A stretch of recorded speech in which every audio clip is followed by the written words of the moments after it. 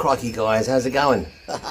Okay, I've got 4 helmets here today, and I'm going to show you on each one on what to look out for when you're buying a helmet.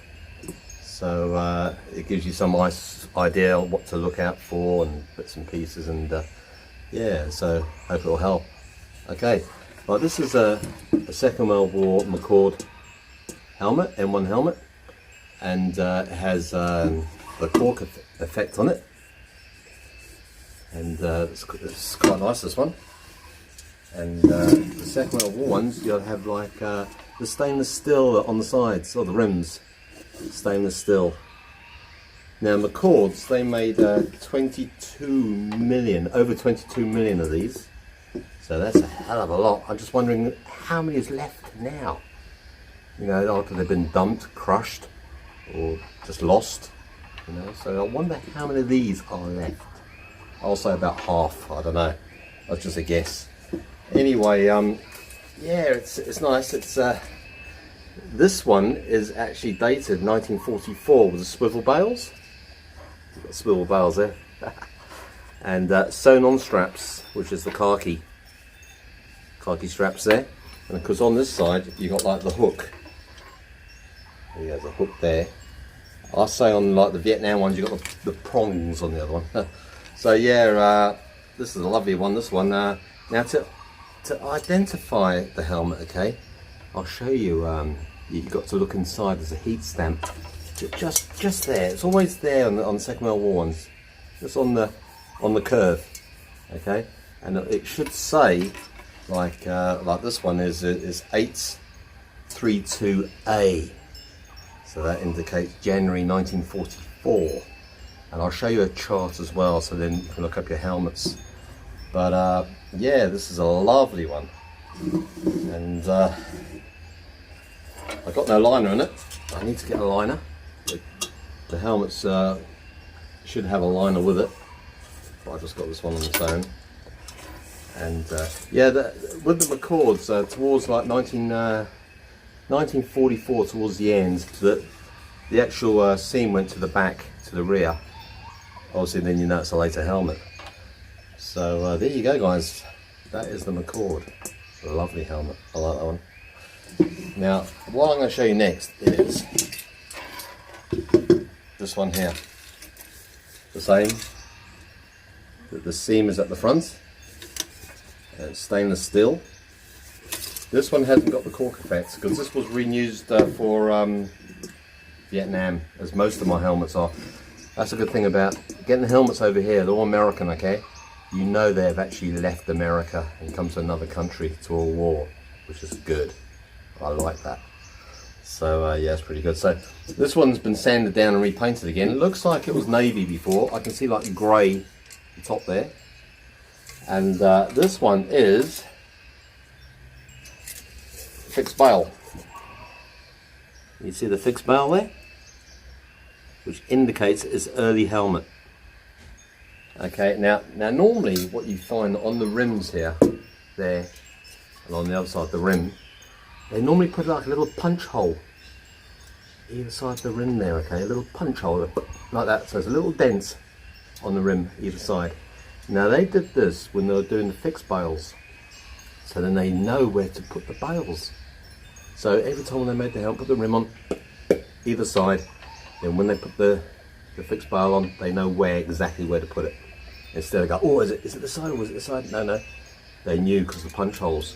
Now you go and have a look at your Vietnam helmets, you will not see a punch hole there.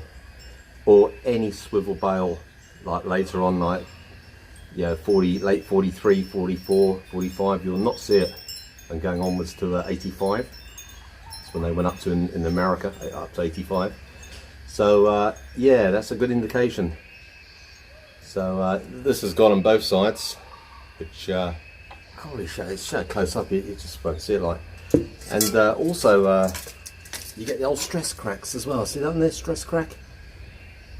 Yeah, you get a lot of those, and then you got them at the front here as well. So this helmet's been used a lot. So that's a lovely helmet. This is another McCord helmet, and this one is 230B, 1942, August. So that's a 1942. There's a big B near me. Gee whiz. That's why it's fixed bale. Okay. Now, I see a lot of early helmets, 1942, 43, which are swivel bales as well in Thailand. But as I said, what they've done, they've taken off the fixed bales, or they have been broken, and then they put the swivel bales on and reissued them back into Vietnam. Now, as I said before in many of my videos, I thought I'd never find a fixed bale in Thailand, because I thought they would have been updated, put the swivel bales on. But now I have 4, and I think there's going to be some more coming, I'm not sure. But I really thought I wouldn't find a fixed bale in Thailand. And actually, yeah, when you buy them on eBay, it costs a lot of money. Why does it cost a lot of money for a fixed bale? Gee whiz. So there you go. That is the McCord. So I'm going to show you this other one now. Okay guys, my next helmet's this one here. Look at that. That's another front seam. Stainless steel. It's got some sort of graffiti on it. Prom. And also there's a S Sergeant, which is Staff Sergeant. Prom. You can see at the top there. And this is a lovely helmet. This has got cork effect on it as well. And I don't know if you can see it there, if it's clear or not. Okay, right. The reason why I'm showing you this one, fixed bale. There. And also that side there. Now, the straps have been cut. Don't know why. 2-inch straps either side. Now this one is a Schlueter. A Schlueter 1943. Okay guys, so I don't know if it was going to pick it up, but you should the S. I'm going to have to take a photo, okay? The S is at the front there, and underneath the S is 11A. So this is 11A Schlueter 1943 fixed bale. There you go guys. So what do you think of that? That's a lovely helmet. I don't want to move the helmet around too much so you can have a good look at it. Yeah, I like that. This one has got a couple of stress cracks in it as well. Okay. And as I said, when you're looking for Second World War helmets, heat stamps, they're always on the bend here, okay? Just there. And a good way to have a look is put talcum powder on it. If you still can't see it, what I do is sometimes I just get like one of those little sponges with the green rough edge, and I just go down very slowly, not take the paint off, but just take them as probably just that little bit where you can see the number, you know. So you just rub a little bit and then put talcum powder on, then you'll see the number come up. Okay. So with Schlueters, they made over 2 million of these. So this one must be like the last one of the fixed bales. And yeah, it's a lovely one, that one. I like that. I've got 2 Schlueters now. Yet again, I said I think I'll never get a Schlueter in Thailand, and I got one. So that's another one that I do love. And there's a fixed bale as well. God, I got 2 of my wishes in one helmet: a Schlueter and a fixed bale. Gee whiz. Okay, guys, my next helmet. Oh, crikey, showing you 5 and all. Okay, this one here. This one is Korean era. This is like 1950s helmet, okay? And as you see, the rear seam. And because it's not stainless steel, it's magnesium. Is it magnesium? I don't know if I say it. So it's yeah, it's a lovely helmet. It's got like that sand texture on it. A little bit rusty, but there you go. And swivel bale. It's got no chin straps. It's really hard to find helmets in Thailand with chin straps. I don't know what they do. They just either rot or they cut them off or what. So anyway, yet again at the front here, there will be a heat stamp number, but this time it will be an M, a gap, and a number. Okay, with an A at the end, or a C, or a B. Okay, now this one indicates it's M315C, 1950s. I can't say where about in the 50s, but it's 1950s. So that's a lovely helmet. There you go, look at that. Lovely. Just a little bit of rust on that one, that's not too bad. Okay guys, and then my last helmet. Oh wow. It's this one here.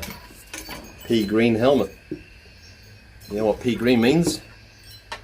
Vietnam War era. There you go. Okay, this one is I/1924. So that's quite an early, that's got to be about a 64, 66 helmet year. So that's pretty good. It's a rear seam. It's got that sand texture. Listen to this. Wow, look at that. That is lovely. Because you've got swivels. And then they changed their straps. They put like a little bubble thing on there, on the end there. And on this side, this is where I call like the prongs instead of the hooks. Like from the Second World War, they put the prongs, I call them. So, and this one, the actual number is actually further down. It's kind of down here.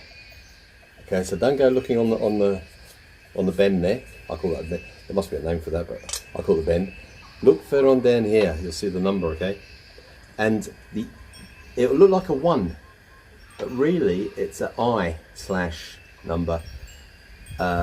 Some people say it's a number, some people say it's a letter. I say it's a letter. These are Ingersoll helmets. Ingersoll. So I just say it's an Ingersoll one. So there you go, guys. So that's a beauty. I like that one. And hardly any rust on this one. Yeah. I don't know how many Ingersolls they made. I'm not too sure on that one. But it's not going to be as many as like the Second World War. Even though Vietnam War, I think it was the longest, was it 10,000 day war? Gee whiz. That's a long time, isn't it?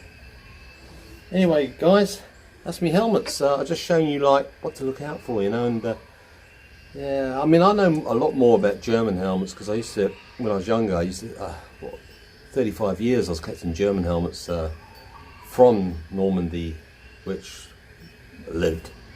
And my dad lived when he was a kid. He used to get them. He used to go around and pick up the American helmets and German helmets, store them all in the store, forgot about them, and then I think it was about 35 years later I came along, got them. But you know what? When you're a teenager, you want money. Eh? I sold a lot to get a car. I bought a brand new car, and all that. And but there again, I had my times as well. I lived in Jersey, Channel Islands, and I used to go bunker hunting. Loads of bunkers in Jersey, absolutely mega loads. And I wish I was there now because I can video all these bunkers and tunnels. You'll be like, wow, like I was. So anyway, we used to go along to St. Peter's tunnels, they were, and they were blocked up by the British when they came to liberate Jersey in 1945, May the 9th. So they put all the German helmets and all the other gear in the tunnels and then blocked it up. Because me and my friend came along, we opened up the tunnels. We had a look inside, and it was amazing. We just saw all these German helmets stacked on top of each other. Rows and rows and rows and rows. Now, they were in good condition, except for the bottom ones that were kind of like touching the earth, where it was probably damp, water came up in the liner, rotted it.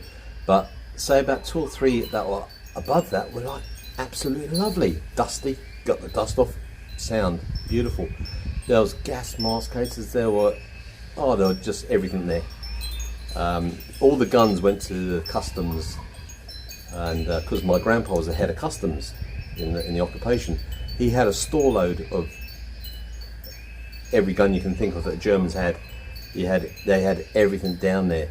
The British said to him, well, do what you want to do with them, you know, dispose them, so my grandpa actually took a lot home that he wanted and stored them in a barn. So that's where my dad was one of the top collectors in Europe on German stuff. I have a brochure somewhere where we actually sold everything. I'll see if I can find it and put it on the video. It went online around the world. It was amazing to watch. The money was going up and up and up and up. Oh, blimey, here we go. And that's why I retired in Thailand, because of that, you know, so you can just know how much I had. It's unbelievable. So anyway, I just wish my dad was here to tell you the stories when he used to go around in Normandy with his friend after D-Day, picking up helmets, putting them somewhere, thinking they're going to scrap it for money, get money, and just left it after the war and forgot about. And then we went back and had a look and got them all. It's unbelievable. Yeah, okay guys, well I'm signing off, and I'm glad you watched the video. Thank you very much. I'll catch you later.